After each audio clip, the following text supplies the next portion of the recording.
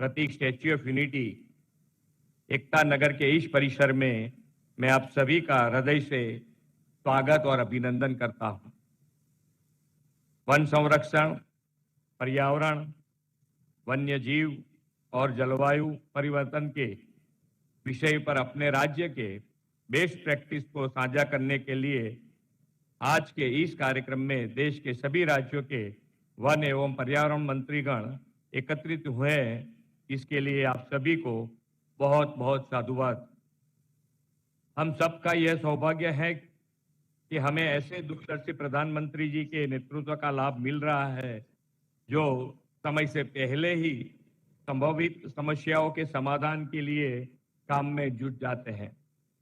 One के संरक्षण के उपाय की बात हो, क्लाइमेट चेंज की चुनौतियों की बात हो या फिर पर्यावरण की सुरक्षा के लिए बिन परंपरागत ऊर्जा का विषय हो, प्रधानमंत्री जी ने पर्यावरण सुरक्षा के विषय को हमेशा प्राथमिकता दी है।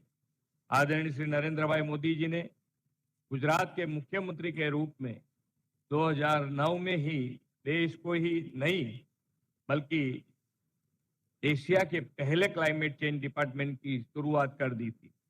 आदरणीय श्री नरेंद्र भाई ने देश के जन को वन के साथ जोड़ने का एक नया कॉन्सेप्ट दिया है। वन और पर्यावरण के संरक्षण की दिशा में गुजरात के प्रयास भी कई वर्षों से जारी है।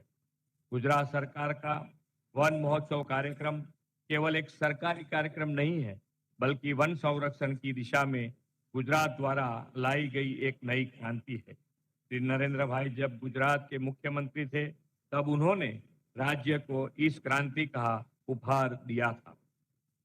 आज उनके मार्गदर्शन में गुजरात सरकार ने अलग अलग जिलों में वन महोत्सव के तहत राशि वन, नक्षत्र वन और ऐसे ही अनूठे कॉन्सेप्ट के साथ कई अन्य वन्यों का निर्माण किया है।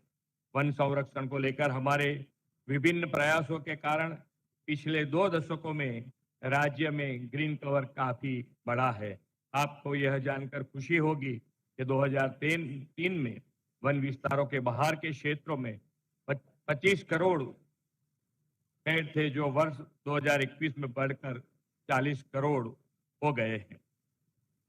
पर्यावरण सुरक्षा के साथ ग्रीन कवर बढ़ाकर क्लाइमेट चेंज की चुनौतियों का सामना करने में भी हम योगदान देंगे।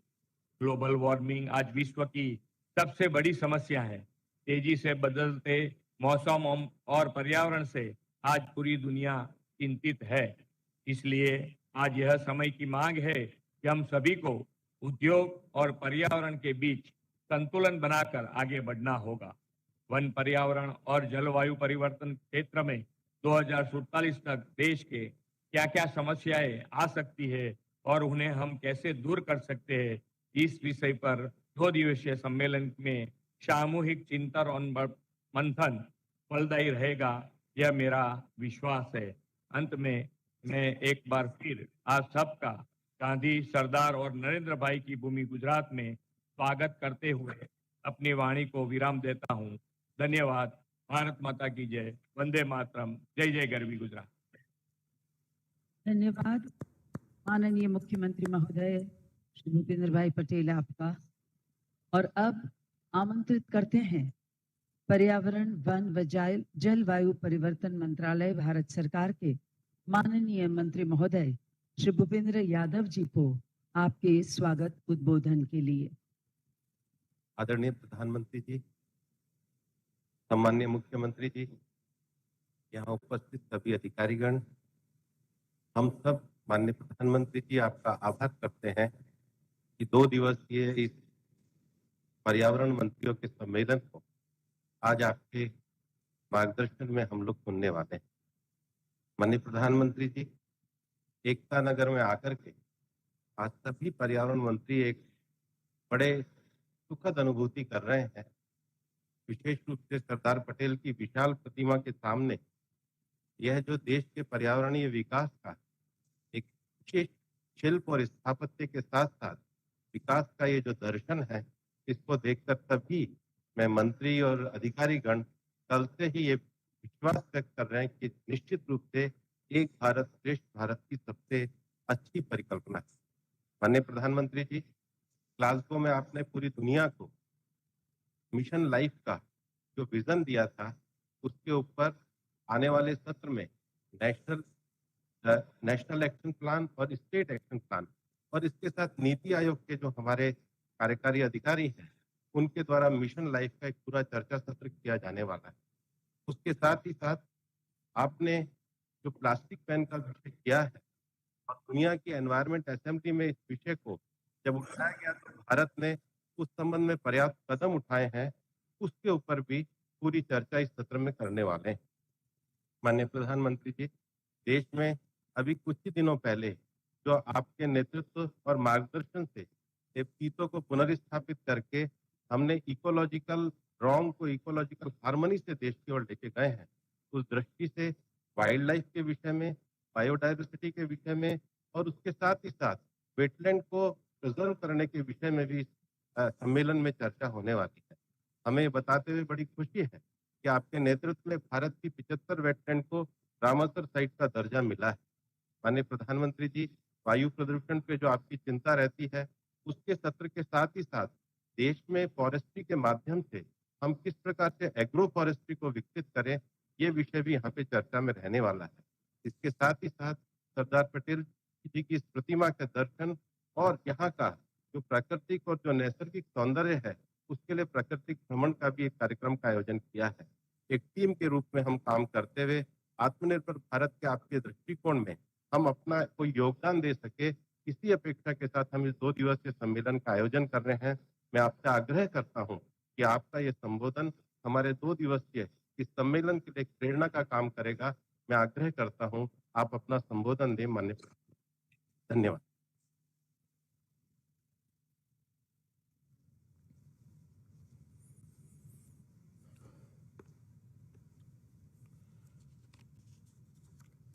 गुजरात के लोकप्रिय मुख्यमंत्री श्रीमान भूपेंद्र भाई, केंद्रीय मंत्रिमंडल के मेरे सहयोगी भूपेंद्र यादव जी, अश्विनी चौबे जी, राज्यों से पधारे हुए सारे सभी मंत्रीगण,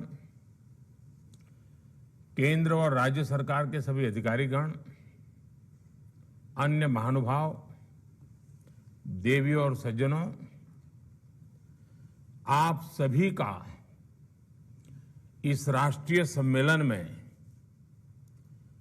और विशेष करके एकता नगर में स्वागत है, अभिनंदन है। एकता नगर में ये राष्ट्रीय कॉन्फ्रेंस अपने आप में मैं महत्वपूर्ण मानता हूं। अगर हम वन की बात करें, हमारे आदिवासी भाई बहनों की बात करें, हम वाइल्ड लाइफ की बात करें, हम जल संरक्षण की चर्चा करें, हम टूरिज्म की बात करें, हम प्रकृति और पर्यावरण और विकास, एक प्रकार से एकता नगर, उसका जो होलिस्टिक डेवलपमेंट हुआ है, वो अपने आप में ये संदेश देता है, विश्वास पैदा करता है कि वन और पर्यावरण के क्षेत्र के लिए आज एकता नगर एक तीर्थ क्षेत्र बन गया है। आप भी इसी क्षेत्र से जुड़े हुए मंत्री और अधिकारी आए हैं। मैं चाहूंगा कि एकता नगर में जितना भी समय आप बिताएं, उन बारीकियों को जरूर ऑब्जर्व करें कि जिसमें पर्यावरण के प्रति, हमारे आदिवासी समाज के प्रति, हमारे वाइल्ड लाइफ के प्रति कितनी संवेदनशीलता के साथ कार्य रचना की गई है, निर्माण कार्य हुआ है और भविष्य में देश के ही अनेक कोने में वन पर्यावरण की रक्षा करते हुए विकास की राह पर तेज गति से आगे बढ़ सकते हैं। इसका बहुत कुछ देखने समझने को यहां मिलेगा। साथियों, हम एक ऐसे समय मिल रहे हैं जब भारत अगले 25 वर्षों के अमृत काल के लिए नए लक्ष्य तय कर रहा है। मुझे विश्वास है आपके प्रयासों से पर्यावरण की रक्षा में भी मदद मिलेगी और भारत का विकास भी उतनी ही तेज गति से होगा। साथियों, आज का नया भारत नई सोच, नए अप्रोच के साथ आगे बढ़ रहा है। आज भारत तेजी से विकसित होती इकोनॉमी भी है और निरंतर अपनी इकोलॉजी को भी मजबूत कर रहा है। हमारे फॉरेस्ट कवर में वृद्धि हुई है और वेटलैंड्स का दायरा भी तेजी से बढ़ रहा है। हमने दुनिया को दिखाया है कि रिन्यूएबल एनर्जी के मामले में हमारी स्पीड और हमारा स्केल शायद ही कोई उसको मैच कर सकता है। इंटरनेशनल सोलर अलायंस हो, कोalition फॉर डिजास्टर रेजिलिएंट इंफ्रास्ट्रक्चर हो या फिर लाइफ मूवमेंट, बड़ी चुनौतियों से निपटने के लिए भारत आज दुनिया को नेतृत्व दे रहा है। अपने कमिटमेंट को पूरा करने के हमारे ट्रैक रिकॉर्ड के कारण ही दुनिया आज भारत के साथ जुड़ भी रही है।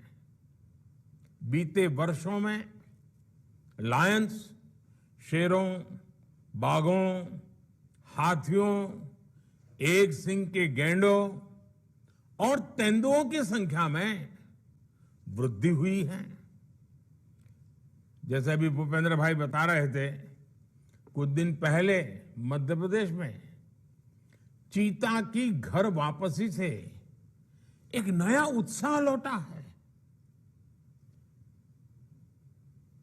हर भारतवासी के रगों में, संस्कारों में जीव मात्र के प्रति दया और प्रकृति प्रेम के संस्कार कैसे हैं, वो चीता के स्वागत में देश जिस प्रकार से झूम उठा था, हिंदुस्तान के हर कोने में ऐसा लग रहा था जैसे उनके अपने घर में कोई प्रिय मेहमान आए हैं। ये हमारे देश की एक ताकत है। प्रकृति के साथ संतुलन साधने का जो एक प्रयास है, उसे हम निरंतर जारी रखें, आने वाली पीढ़ियों को भी संस्कारित करते रहें।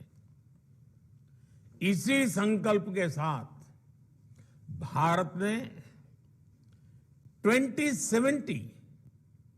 2017 तक, यानी अभी हमारे पास करीब करीब 5 दशक है, नेट जीरो का टारगेट रखा है।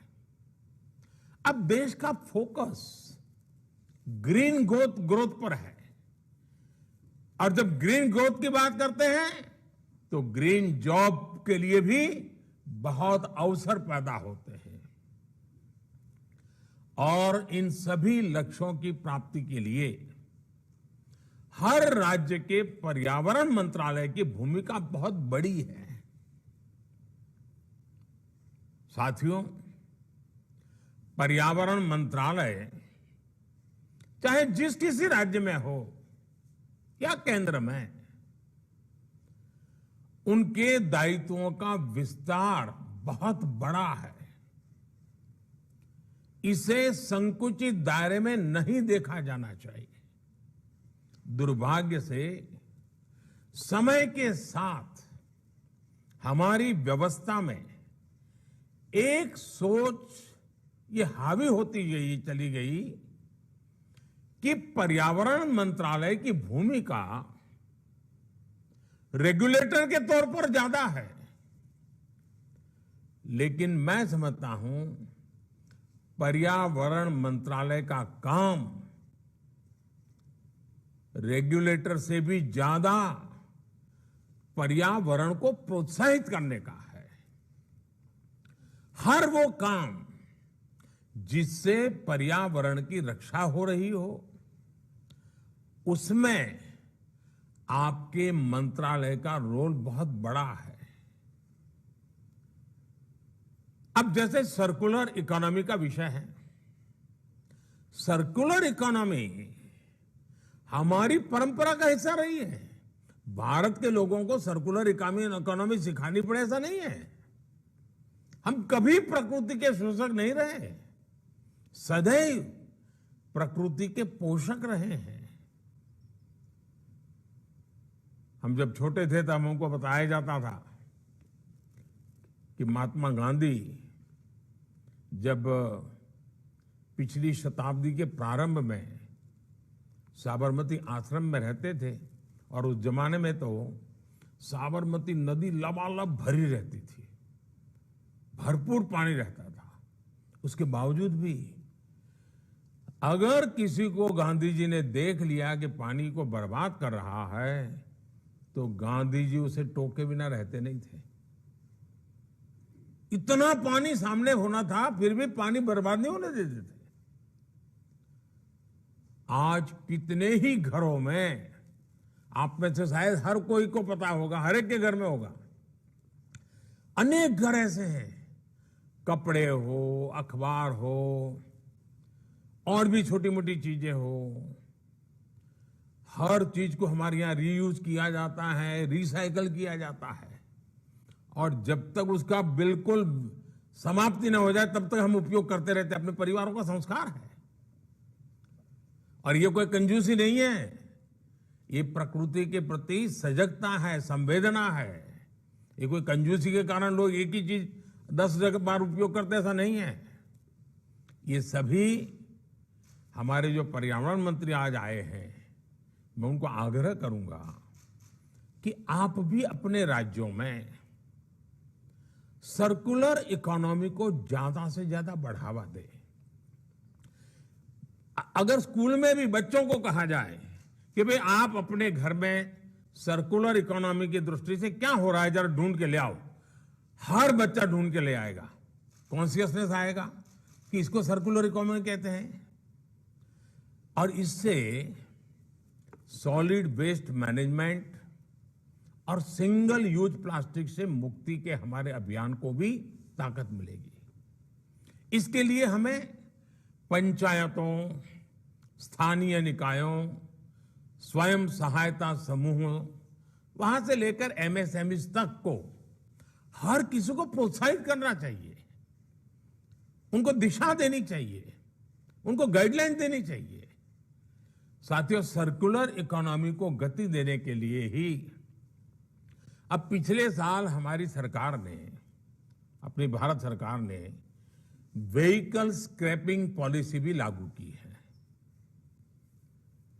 अब क्या राज्यों में ये व्हीकल स्क्रैपिंग पॉलिसी को लाभ उठाने के लिए कोई रोड मैप बना क्या?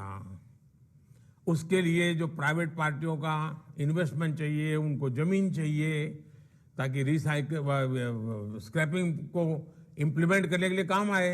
उसी प्रकार से जैसे मैंने भारत सरकार को सूचना दी कि स्क्रैपिंग पॉलिसी को हमें बहुत गति देनी है, तो हमें पहले भारत सरकार के जितने व्हीकल हैं जो अपनी उम्र पार कर चुके हैं, जो किलोमीटर पार कर चुके हैं, उनको स्क्रैपिंग में सबसे पहले लाओ ताकि उद्योग चालू हो जाए। क्या राज्यों में भी पर्यावरण मंत्रालय अपने राज्य को सेंसिटाइज करें कि भाई आपके राज्य में जितनी व्हीकल्स होंगे उसको स्क्रैपिंग पॉलिसी में सबसे पहले हम शुरू कर लें, स्क्रैपिंग करने वालों को बुला लें, और फिर उसके कारण नई गाड़ियां भी आएगी, फ्यूल भी बचेगा। एक प्रकार से हम बहुत बड़ी मदद कर सकते हैं। लेकिन नीति अगर भारत सरकार ने बनी पड़ी रही है तो परिणाम नहीं आएगा। देखिए, सभी पर्यावरण मंत्रालयों को देश की बायोफ्यूल पॉलिसी पर भी तेजी से काम करने की आवश्यकता है। अब देखिए, बायोफ्यूल में हम कितनी तेजी से आगे बढ़ रहे हैं, लेकिन अगर राज्यों का भी ये कार्यक्रम बन जाए, राज्य तय करे कि हमारे राज्य के जितने व्हीकल हैं उसमें हम सबसे ज्यादा बायोफ्यूल ब्लेंडिंग करके ही व्हीकल चलाएंगे। देश में कंपटीशन का माहौल बनेगा। देखिए, पर्यावरण मंत्रालय को इस पॉलिसी को ओन करना होगा, उसे ग्राउंड पर मजबूती से ले जाना होगा। इथेनॉल ब्लेंडिंग के नए रिकॉर्ड आज भारत बना रहा है। अगर राज्य भी इसके साथ जुड़ जाए तो हम कितनी तेजी से बढ़ सकते हैं। मेरा तो सुझाव ये भी होगा कि हम इथेनॉल उत्पादन और इथेनॉल ब्लेंडिंग राज्यों के बीच में स्पर्धा हो।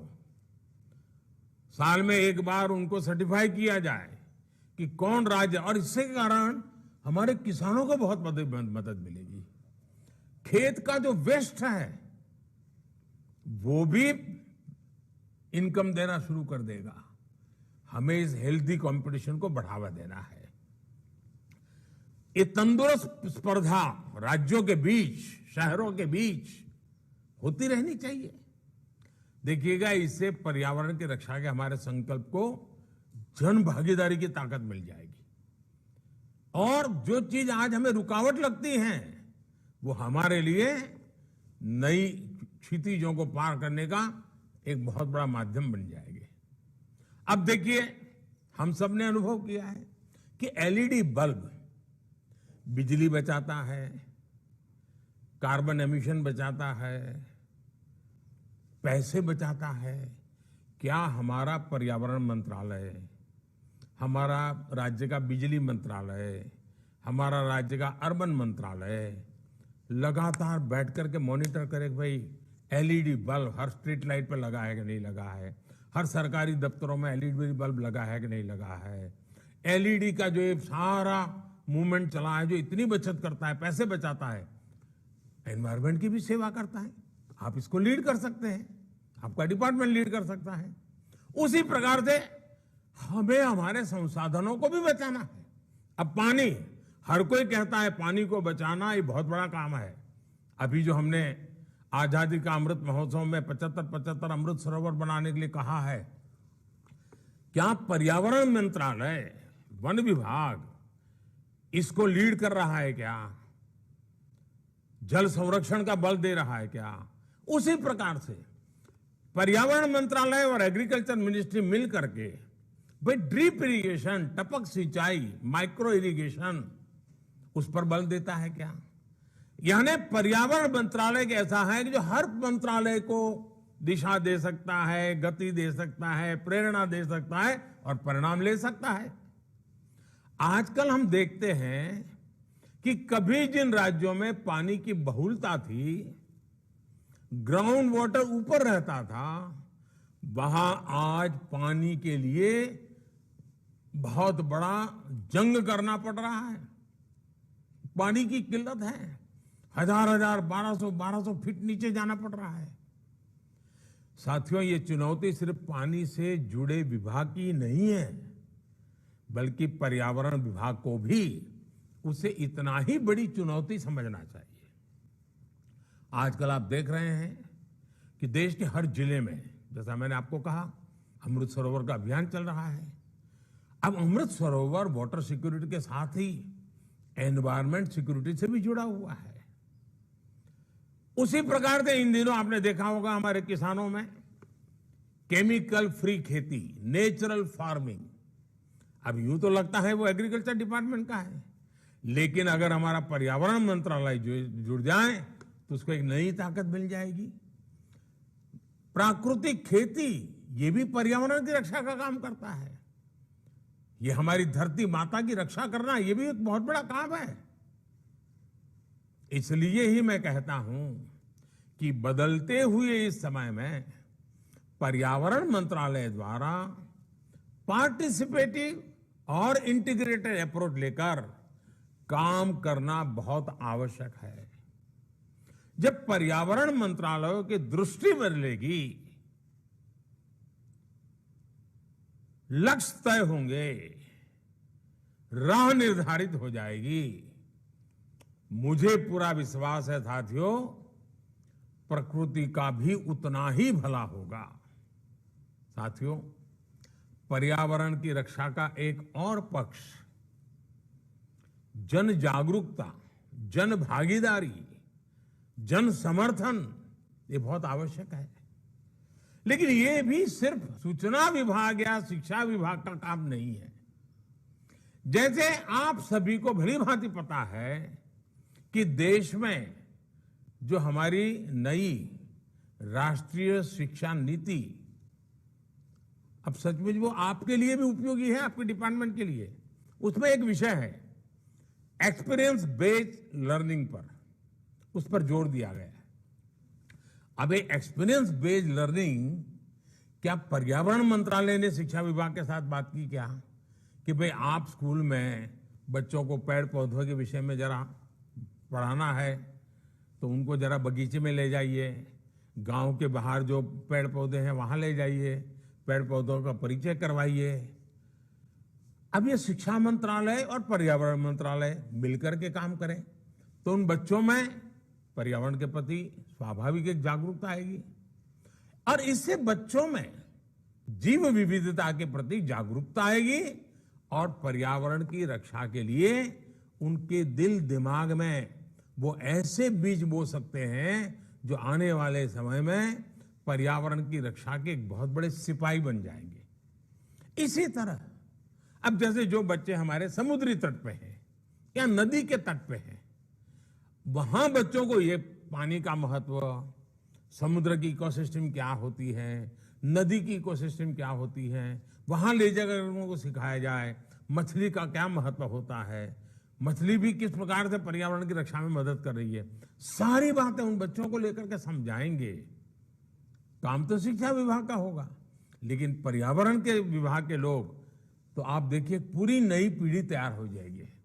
हमने अपने बच्चों को, आने वाली पीढ़ियों को पर्यावरण के प्रति जागरूक भी करना है, संवेदनशील भी करना है।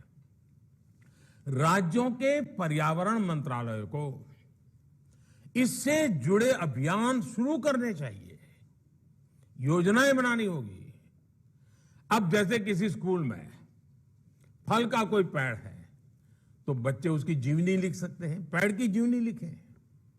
किसी औषधीय पौधे के गुणों के बारे में भी बच्चों को निबंध लिखवाया जा सकता है, वक्तृत्व स्पर्धा की जा सकती है।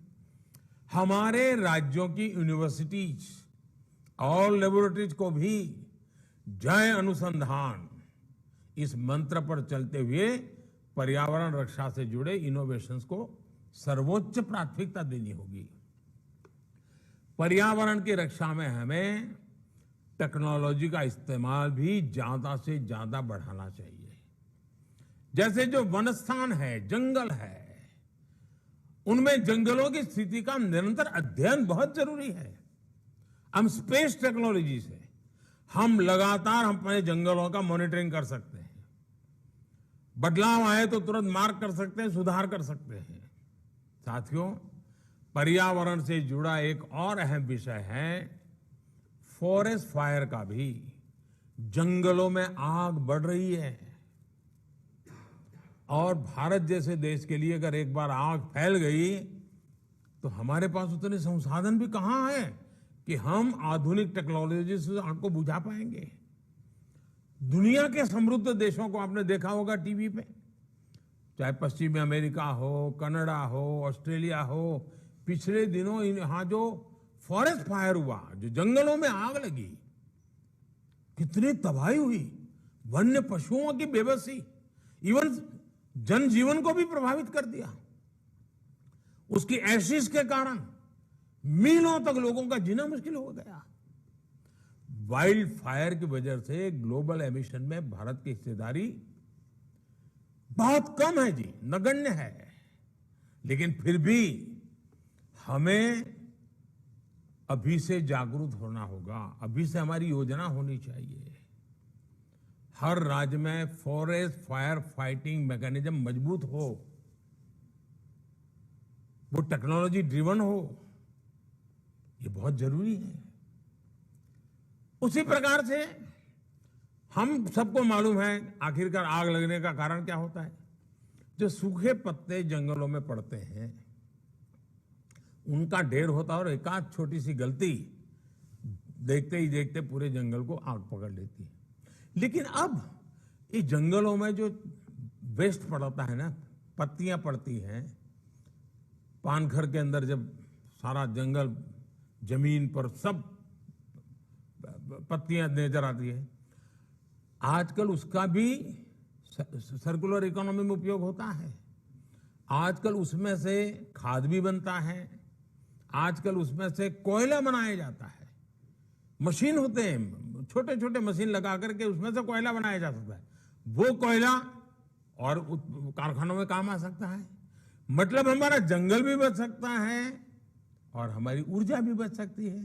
कहने का मेरा तात्पर्य है कि हमें इसमें भी फॉरेस्ट फायर के लिए हमारी जागरूकता, वहां के लोगों को और उनकी इनकम का भी साथ, जंगल में रहते हैं, जैसे हमारा वन धन पर बड़ा बल है, उसी प्रकार से इसको भी एक धन मान करके हैंडल किया जाए तो हम जंगलों की आग को बुझा सकते हैं।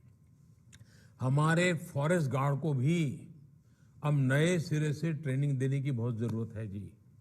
ह्यूमन रिसोर्स डेवलपमेंट के नए पहलुओं को जोड़ने की आवश्यकता है। पुराने जमाने के जो बिडगार्ड होते हैं उतने से बात बनने वाली नहीं है। साथियों, मैं आप सभी से एक और महत्वपूर्ण बिंदु की भी चर्चा करना चाहता हूं।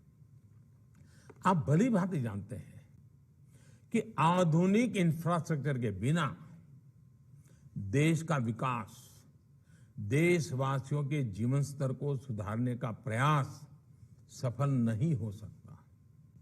लेकिन हमने देखा है कि एनवायरमेंट क्लियरेंस के नाम पर देश में आधुनिक इंफ्रास्ट्रक्चर के निर्माण को कैसे उलझाया जाता था। आप जिस जगह पे बैठे हैं ना, ये एकता नगर में, ये हमारी आंखें खोलने वाला उदाहरण है। कैसे अर्बन नक्सलों ने, विकास विरोधियों ने इस इतने बड़े प्रकल्प को, सरदार सरोवर डैम को रोक के रखा था। आपको जानकर के हैरानी होगी साथियों, ये जो सरदार सरोवर डैम एकता नगर में आप बैठे हैं ना, इतना बड़ा जलाशय देखा होगा आपने, इसका शिलान्यास देश आजाद होने के तुरंत बाद किया गया था। सरदार वल्लभ भाई पटेल ने बहुत बड़ी भूमिका निभाई थी। पंडित नेहरू ने शिलान्यास किया था। लेकिन सारे अर्बन नक्सल मैदान में आ गए, दुनिया के लोग आ गए, अपप्रचार किया, ऐसा ये पर्यावरण विरोधी है, यही अभियान चलाया और बार बार उसको रोका गया।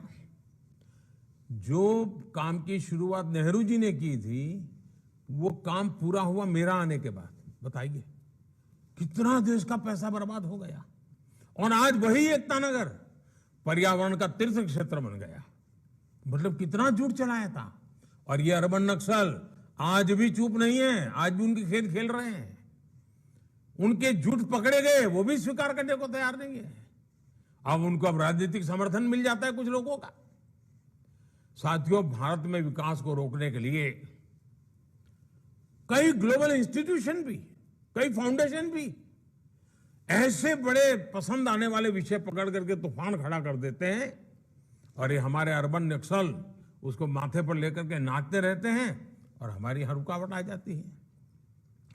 पर्यावरण की रक्षा के संबंध में कोई कॉम्प्रोमाइज न करते हुए भी संतुलित रूप से विचार करके हमें ऐसे लोगों की साजिशों को, जो वर्ल्ड बैंक तक को प्रभावित कर देते हैं, बड़े बड़े जुडिशरी को प्रभावित कर देते हैं, इतना अपप्रचार कर देते हैं, चीजें अटक जाती है। मैं चाहता हूं कि हमें इन सारे विषयों में एक बड़ा होलिस्टिक अप्रोच अपना कर आगे बढ़ना चाहिए। साथियों, हमारा प्रयास होना चाहिए कि बेवजह पर्यावरण का नाम लेकर ईज ऑफ लिविंग और ईज ऑफ डूइंग बिजनेस के रास्ते में कोई बाधा ना खड़ी करें। कैसे बाधा बनती है मैं उदाहरण देता हूं। मैं गुजरात में पानी का संकट हमेशा रहता है।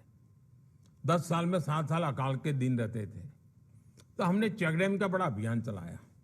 हम चाहते थे फॉरेस्ट में भी पानी का प्रबंध हो, तो हम फॉरेस्ट में पर्वत की जो ढलान होती है उस पर छोटे छोटे, यानी डाइनिंग टेबल जितने छोटे छोटे छोटे तालाब बनाना, बहुत छोटे तालाब, 10 फुट लंबे हो, 3 फुट चौड़े हो, 2 फुट गहरे हो, और उसके पूरे लेयर बनाते जाना, ऐसे हमने सोचा। आप हैरान होंगे, एनवायरमेंट फॉरेस्ट मिनिस्ट्री ने मना कर दिया। अरे मैंने कहा भाई ये पानी होगा तभी तो तुम्हारा फॉरेस्ट बचेगा। आखिरकार मैंने उनको कहा अच्छा मैं फॉरेस्ट विभाग को ही पैसे देता हूं, आप चेक डैम बनाइए, पानी बचाइए और जंगलों को ताकत दीजिए। तब जाकर के बड़ी मुश्किल से मैं वो काम कर पाया था। मतलब हम एनवायरमेंट के नाम पर फॉरेस्ट में भी अगर पानी का प्रबंध नहीं करेंगे तो काम कैसे चलेगा। साथियों, हमें याद रखना है कि जितनी तेजी से एनवायरमेंट क्लियरेंस मिलेगी उतना ही तेजी से विकास हो, और कॉम्प्रोमाइज किए बिना ये हो सकता है। मुझे बताया गया है, आप सभी राज्यों के लोग बैठे हैं, आज की तारीख में एनवायरमेंट क्लियरेंस के 6000 से ज्यादा काम आपके मंत्रालयों में पेंडिंग पड़े हुए हैं। इसी तरह फॉरेस्ट क्लियरेंस के भी करीब करीब 6500 प्रोजेक्ट, उनकी एप्लीकेशन आपके टेबलों पर लटकी पड़ी हुई है। क्या साथियों, आज के आधुनिक युग में, अच्छा वो भी 3 महीने के बाद क्लियरेंस मिलेगा, 6, तो कारण कुछ और है। हमें बिल्कुल कोई पैरामीटर तय करने चाहिए, निष्पक्ष भाव से करना चाहिए और पर्यावरण की रक्षा करते हुए क्लियरेंस में देने में गति लानी चाहिए। हमने रुकावट नहीं बनना चाहिए। आप अंदाजा लगा सकते हैं, पेंडेंसी की वजह से हमारे प्रोजेक्ट लोगों को फायदा नहीं होता है, खर्च भी बढ़ जाता है, समस्याएं बढ़ जाती हैं। हमें कोशिश करनी चाहिए पेंडेंसी कम से कम हो और जेन्युइन केस में ही पेंडेंसी हो, तेजी से क्लियरेंस मिले। इसे लेकर हमें एक वर्क एनवायरनमेंट को भी बदलने की जरूरत है। जब एनवायरनमेंट रक्षा की हम बात करते हैं ना, तो वर्क एनवायरनमेंट भी बदलना पड़ेगा।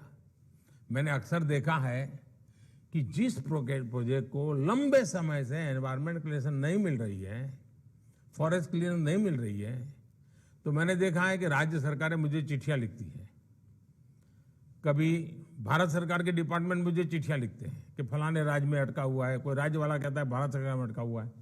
मैं उन ऐसे प्रोजेक्ट को प्रगति के अंदर लाता हूं और मैं हैरान हूं, जैसा ही वो प्रगति में आ जाता है, फटाफट राज्यों में भी केंद्र में भी क्लियरेंस शुरू हो जाता है।